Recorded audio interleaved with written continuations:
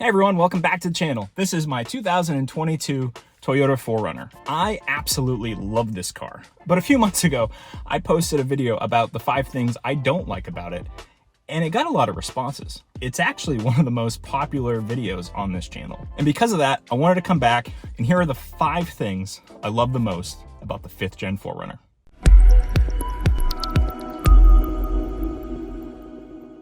Number 5 on the list, it fits my lifestyle. This car is rugged and can go anywhere I need it to go. I never have to worry if it's snowing that I'm not gonna be able to get to a ski mountain. It's good for my dogs. There's a lot of space back here. It's good in the summer. It's good in the winter. All around, this is a great vehicle. And as you can see here, I'm actually getting ready for a fishing trip, and I can fit a tremendous amount of gear into this car. So number 5, it fits my outdoor lifestyle.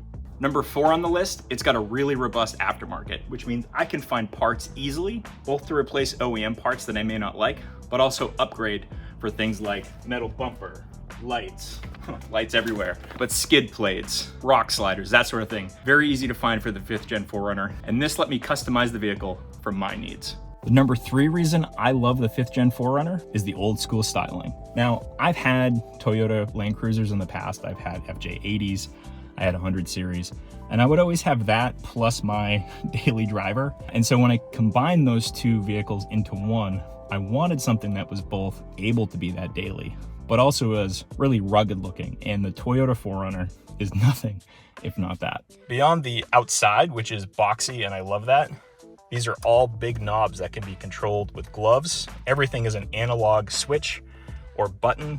This is just a radio and navigation. I don't control any of my heating or anything else through this. It's all analog.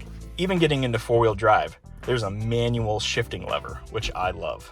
Number 2 on my list is just how capable this thing is. I mentioned this when I talked about it fitting my outdoor lifestyle, but there are a lot of great options that come from the factory that make this an extremely capable vehicle. Let me show you a couple of them. So there are different trim levels available, but I have the TRD Off-Road, which is not the Pro. And what that comes with is 4-wheel drive, both high and low, A-Track, a rear lockable diff, the MTS system, which is multi-terrain. So you can see here, you can select for sand, snow, rocks. And over here you have crawl control.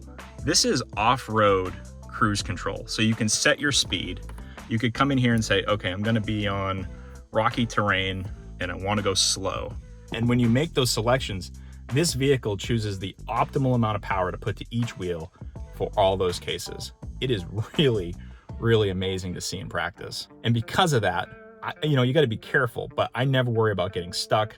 I never worry about driving in the snow. I know that as long as I'm responsible, this vehicle will take care of me. And now the number 1 thing I love the most about this vehicle, the reliability. I've had a number of different brands. I've had Chevys, I've had Fords, I've had BMWs, Audis, Land Rovers. I've had a lot of different brands, and Toyota is known for its reliability for a reason. Specifically, the Toyota 4Runner, the 5th gen, was interesting to me for reliability because it's one of the last dinosaurs if you look at it. This particular model had been in production since 2011 and was built in the Japanese factories. And why that's important is because Toyota uses what is called Kaizen in their production process. And that is incremental improvements to processes. So any worker, if they see an inefficiency in how the line works or how to make a product better, can bring forward a solution to management, and it's seen as a very positive thing. And so what that means is when you buy a Toyota towards the end of the model run,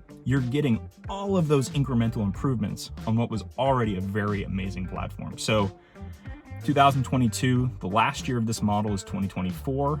So I got it towards the end. This should have most of the bugs worked out. All right, I hope you like this video almost as much as I like this vehicle. What did I forget to add to the list? Feel free to write that below. And if you want to see that video where I talked about the 5 things I don't like about this vehicle, you can click here. Otherwise, I'll see you next time.